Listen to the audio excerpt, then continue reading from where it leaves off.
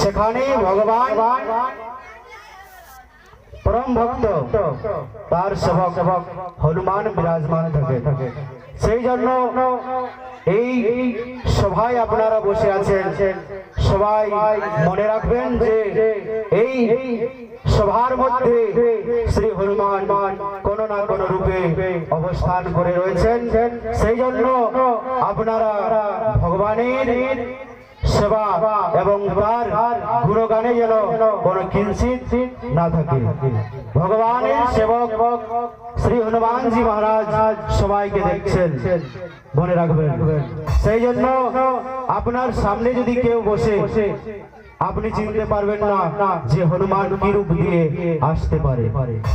হনুমান অষ্টনিধি নবনিধিকে দাতা, যে কোনো রূপ ধারণ করতে পারে। সেই জন্য এই স্থানে যদি উপস্থিত হয়েছেন তাহলে আপনারা তো জানতে পারবেন না, তিনি কিন্তু সবকিছু দেখছেন। সেই জন্য কারো কাছে এবং সামনাসামনি বসে আছেন সবাই, যদি পায়ের মধ্যে লাগালাগি হয় তাহলে তাকে যেন কটু কথা বলবেন না।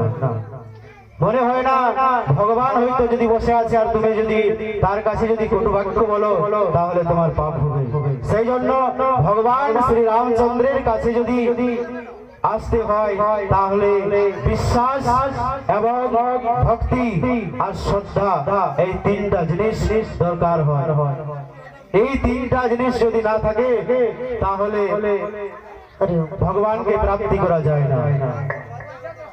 আজকে আমরা ভগবান মহাদেবের বিবাহের কথা শ্রবণ করব। জয় শ্রী রাম, জয় জয় শ্রী রাম।